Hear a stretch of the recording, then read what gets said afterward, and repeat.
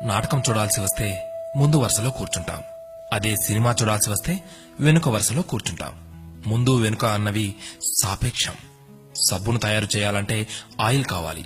అదే చేతికి అంటిన ఆయిల్ని పోగొట్టుకోవాలంటే సబ్బు కావాలి. చిత్రంగా ఉంది కదూ, జీవితం కూడా ఇంతే. సమస్య వచ్చి పడింది, జీవితం అయిపోయింది అనుకోకూడదు. దానిని ఓ మలుపుగా భావించాలి. ఈ ప్రపంచంలో ఇద్దరు ఆనందిస్తారు. ఒకరు పిచ్చివాళ్లు, మరొకరు చిన్నపిల్లలు. గమ్యాన్ని చేరుకోవాలంటే పిచ్చితనం కావాలి. చేరుకున్న గమ్యాన్ని ఆనందించాలంటే చిన్నపిల్లలైపోవాలి. తాళంతో పాటే తాళం చెవి కూడా తయారు చేయబడుతుంది. ఒకటి లేకుంటే రెండోది తయారు కాబడదు. అలాగే పరిష్కారం లేకుండా సమస్య కూడా రాదు. తోటా కంటే శక్తివంతమైనది మాట. ఒక్క మాటతో సంబంధం తెంచేసుకోవచ్చు. ఒకే మాటతో లేని బంధాన్ని పెంచేసుకోవచ్చు కూడా. మనిషి సమాజంలో సూదిలా బ్రతకాలి కాని కత్తెరలా కాదు. సూది పని ఎప్పుడు జోడించడం మాత్రమే, కత్తెర పని ఎప్పుడు విడదీయడమే. అందరినీ కలుపుకుంటూ బ్రతకాలే గాని కత్తెరలా విడదీస్తూ కాదు.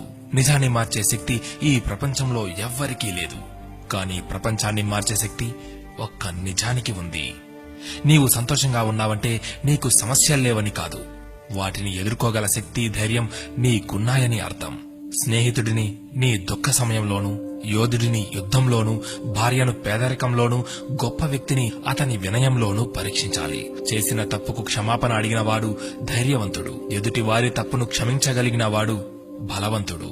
కష్టం అందరికీ శత్రువే, కానీ కష్టాన్ని కూడా చిరునవ్వుతో స్వీకరిస్తే అది సుఖమై నిన్ను ప్రేమిస్తుంది. ఓటమి లేని వాడికి అనుభవం రాదు, అనుభవం లేని వాడికి జ్ఞానం రాదు.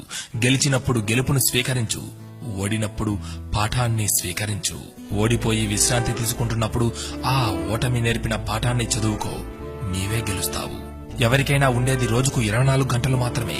గెలిచేవాడు ఆ 24 గంటలు కష్టపడుతుంటాడు. ఓడేవాడు ఆ 24 గంటలు ఎలా కష్టపడాలా అని ఆలోచిస్తుంటాడు.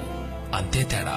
గెలవాలన్న తపన, గెలవగలను అన్న నమ్మకం, నిరంతర సాధన, ఈ మూడే నిన్ను గెలుపుకు దగ్గర చేసే సాధనాలు. నేను గెలవటంలో ఓడిపోవచ్చు, కానీ ప్రయత్నించడంలో గెలుస్తున్నాను. ప్రయత్నిస్తూ గెలుస్తాను, గెలిచి తీరుతాను. స్వయం కృషితో పైకొచ్చిన వారికి ఆత్మవిశ్వాసం ఉంటుంది గాని అహంకారం ఉండదు. ఏమంటారు?